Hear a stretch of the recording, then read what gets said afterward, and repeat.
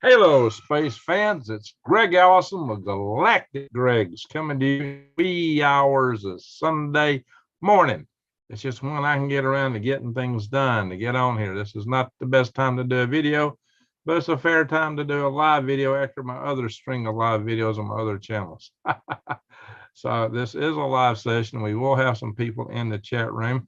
I started a little later than I meant to because it took a little time to switch over from what I had to do one video versus this one.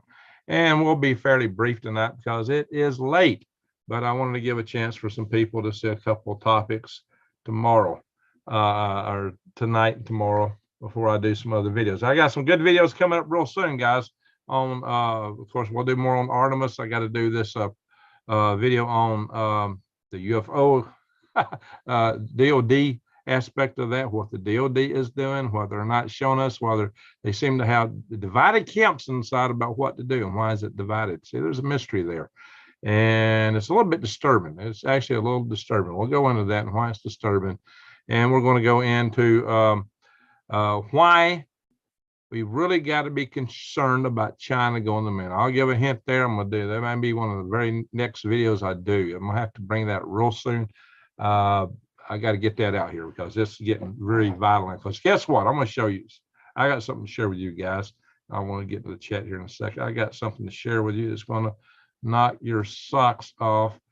And this is very concerning because it turns out that China is now planning to be on the moon within 6 years with a moon base, a nuclear powered moon base. Now, I just talked about their huge nuclear reactor in a previous video on this channel.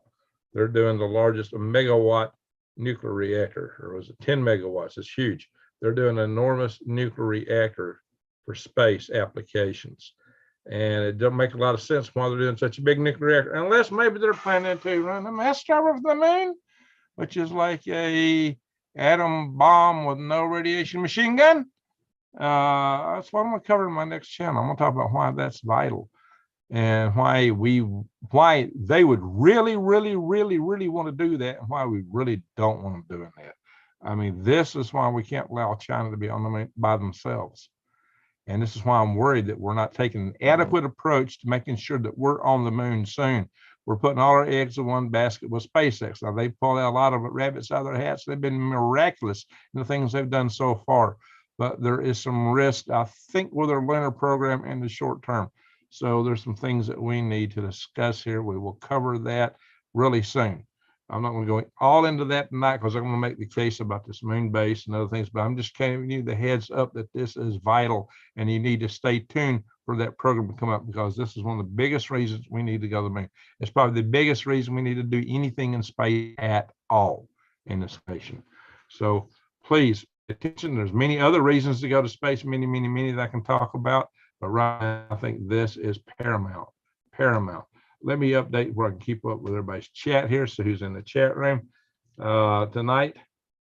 Hope we got a few people in here.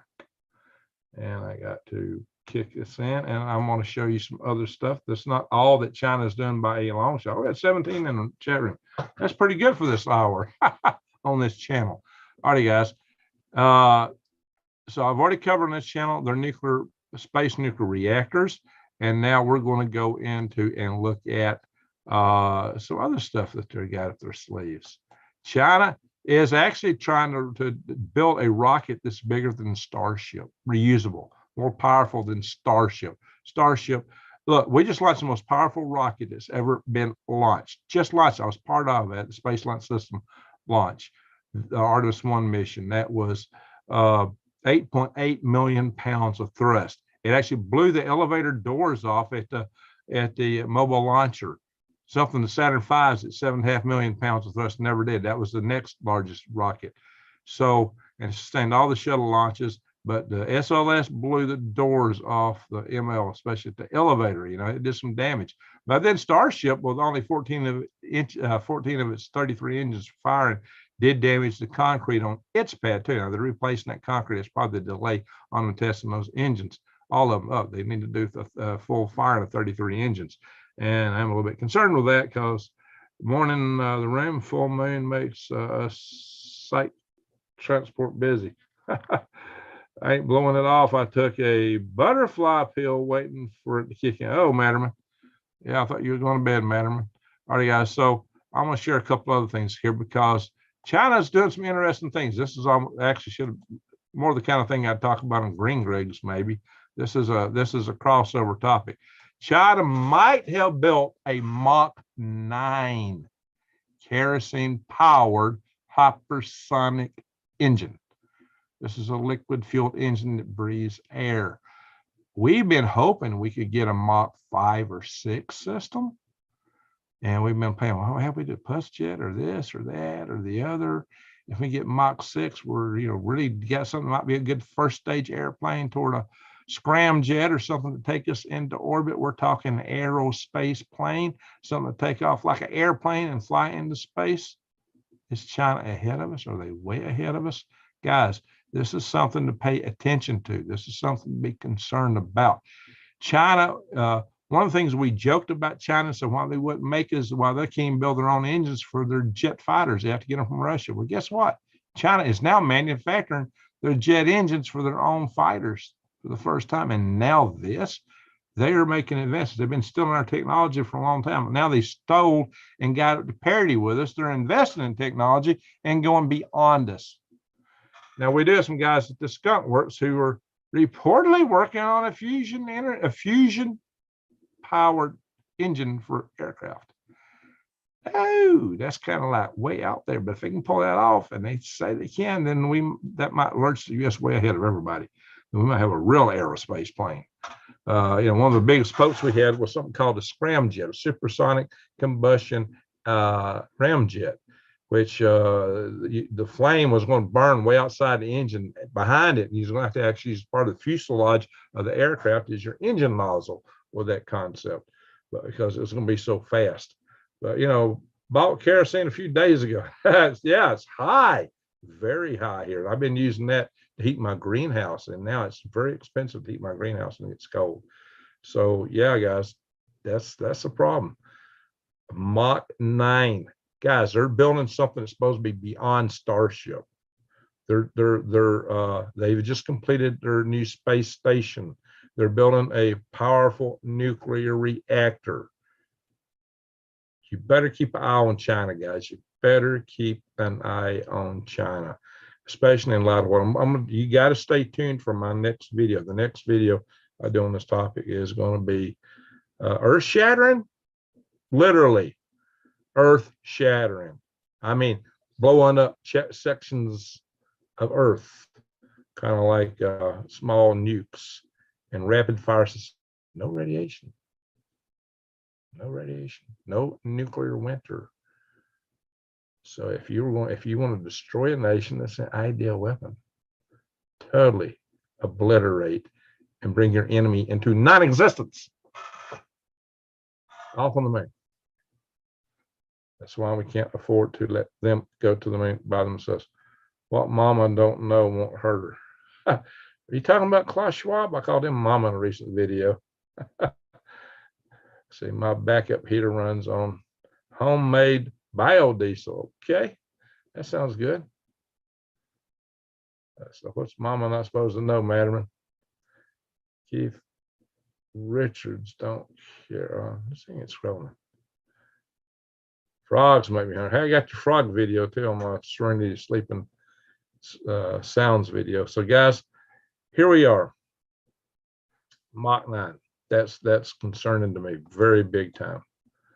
And from a military standpoint, holy smoke, guys, they could be running circles around our jets. They could be a bomber, second to none, hypersonic missiles. The applications for that are mind-boggling. Not boggling, boggling. It's beyond boggling. I said that on purpose. One of the things that I am impressed with, that I am very enthusiastic about, is this NASA's Ingenuity Mars helicopter.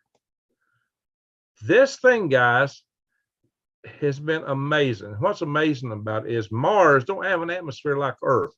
Mars's atmosphere is like the atmosphere higher than the Himalaya Mountains, way over the Himalaya Mountains. It is like being 20 miles high, 100,000 feet. That is the base atmosphere. That's the atmosphere on the surface of Mars. It's like being 100,000 feet up on Earth. We would call that a vacuum practically compared to our atmosphere on the ground. That is 1% of the atmosphere we have here on the ground. 1%. And if you know anything about helicopters here on the ground, we can't fly a helicopter to the top of the Himalaya mountains. They just won't fly. Even in mountain rescues, their utilities are very limited because they have a hard time getting altitude. Now, those helicopters aren't really built for that, high altitude. I mean, it takes some big rotors and stuff to make it work. And of course, a Martian helicopter is very lightweight. But this thing's got its own solar cell. It flies, and it flies on Mars. And it's done it several times. I was skeptical. I don't know if this thing would fly or not when I heard about this Mars helicopter. Oh, that's cute. That's a great idea. If you can pull it off. This little sucker's been flying like a chimp over and over and over and over. Over and over and over. Now they just run a software update on it. It's flying again. So I just thought I would share that with you guys because this is intriguing. I may do a special video on this. It's such an intriguing topic. If nothing else, I should do a short on this channel about Martian helicopters. I'm really excited about that. And here's something else that's now this guy has not got a jetpack. He's hanging by a rope. And why they don't show a photo of a jetpack in here, but DARPA is still working on their jetpack program. Now, what you probably seen them flying from a little rubber dinghies onto a ship with these jetpacks recently. Guys, the jetpacks are in us, but they usually only burn for a few seconds. So if we can get enough propulsion at them to last longer than that, then they're doing some amazing things. That's why you might fly across a football field or from the ground to the top of a building like they did on a James Bond movie, but you're not going to go be flying around all over the place with the jetpack. The fuel don't last that long. Only slept 3 hours a day unless sick, and then I get about 5. Okay, it's about what I've been doing, Granny. It's getting rough. That's getting rough on us at our age. Need to get more sleep. Alrighty, guys. Hey, guys. You know what? A space guy ought to be all about making wormholes. Grow your own.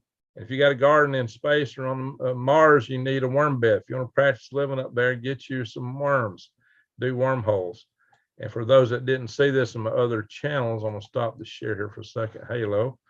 And I am going to find a funny photo. I've just got some new photo editing skills, and I've come up with some funny things here. And to show you that wormholes totally matches the farming theme. Well, you know what? I think I can fix this where I can show it the way I want to. Give me a second. Review. No. Where's it at? There's a place I can modify this. Not that. Here it is.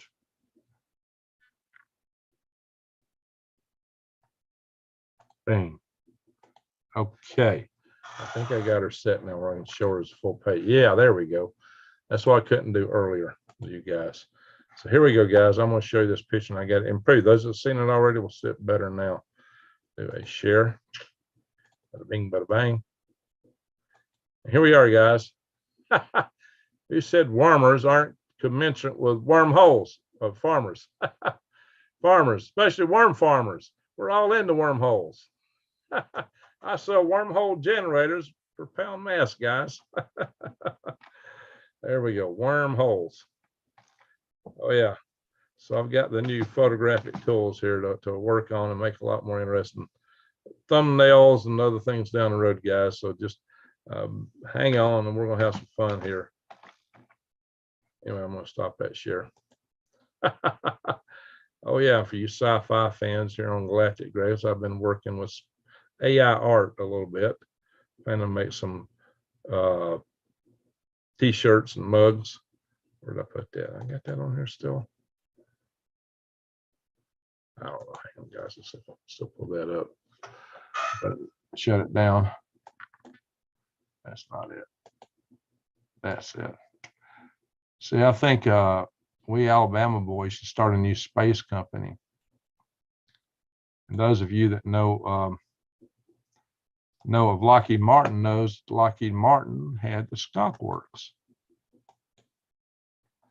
So I think we here in, oh, that's funky. I think we here in Alabama Need to start an analog to the skunk works. Let me find one. Share this before I enunciate it fully. Share. Bing, bada, bang. There we are. When Alabama need the possum works. The possum with a rocket motor. See him blow that up. There we are, guys. The possum works. That's what we need. Oh yeah, we have some other versions of the possum.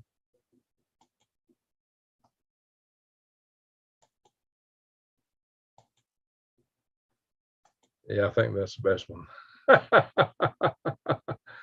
Worms are probably safer to eat than bugs. Oh yeah, they would be, because they don't have the chitin, that hard shell, and they're all protein and lean, and they actually have a nutty flavor to them. Red worms do.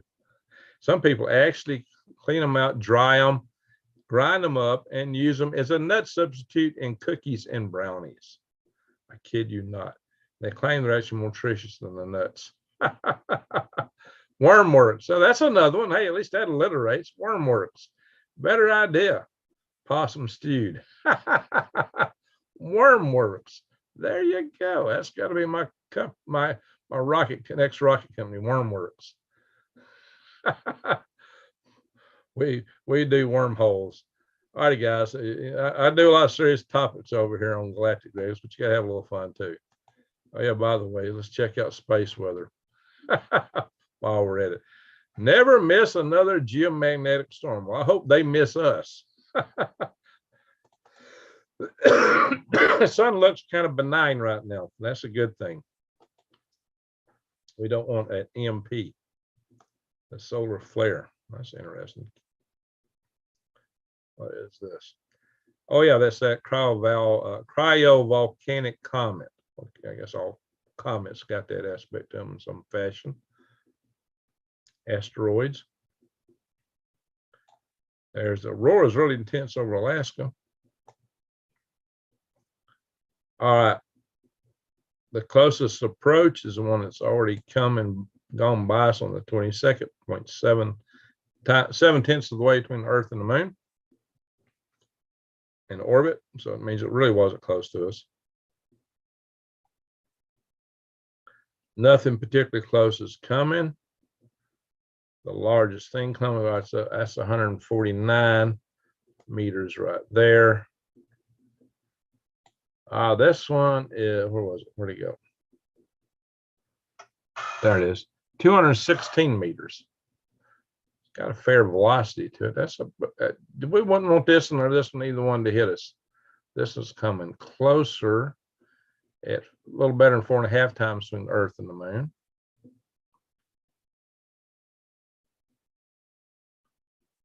That and 6.7 times Earth and the Moon,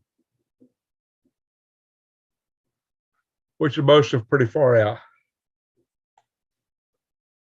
Now, if you find the velocities are really low on some of these, that means that they are in orbit close to Earth. 6.6. I like to find low velocities and compare them to Earth orbit. That's one of the slowest ones there. This might be the one I look. No, I don't know, 20 meters. I don't know if I looked at this one or not. This will have an orbit closer to Earth's orbit.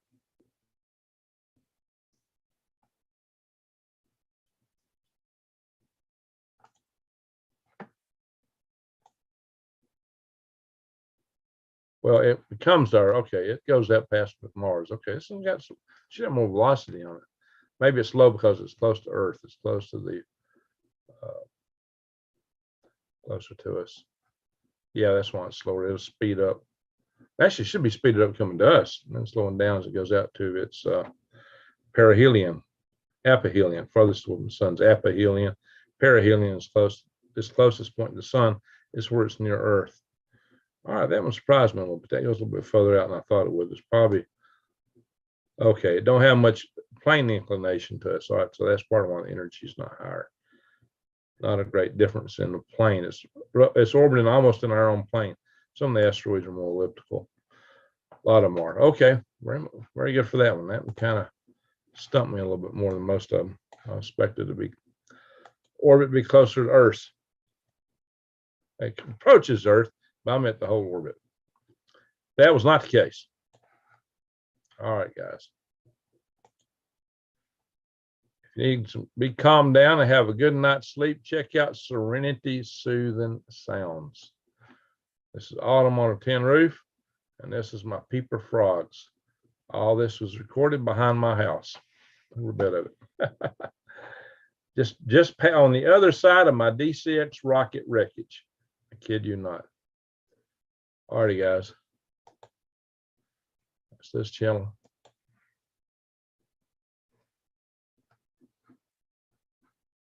Hang on, I'll post this in our chat if I can get it down here.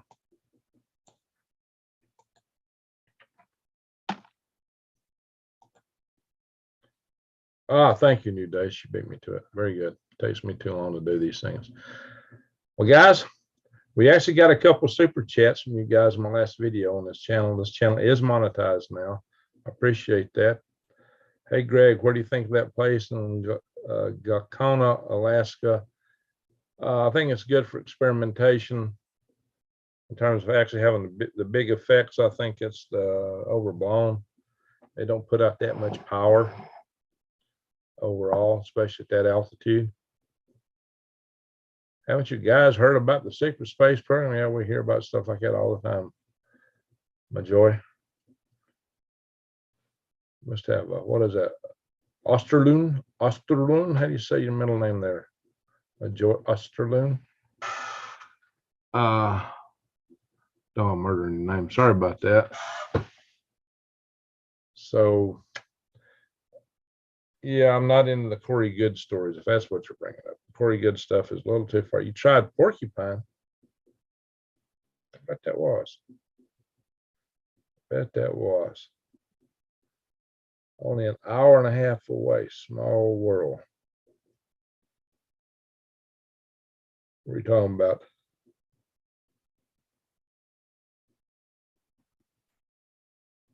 I think it's a good idea, guys. It's getting late. Good time to go in and listen to these peepers and go to sleep.